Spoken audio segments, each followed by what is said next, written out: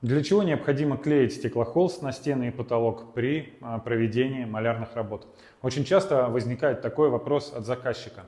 Чтобы нам получить такие идеальные поверхности в виде декоративной штукатурки, либо в виде такой идеальной покраски, нам необходимо между базовой шпаклевкой и финишной использовать стеклохолст.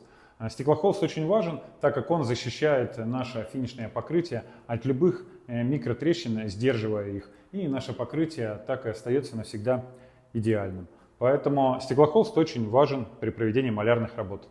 А еще больше о ремонте у нас на канале. Подписывайся.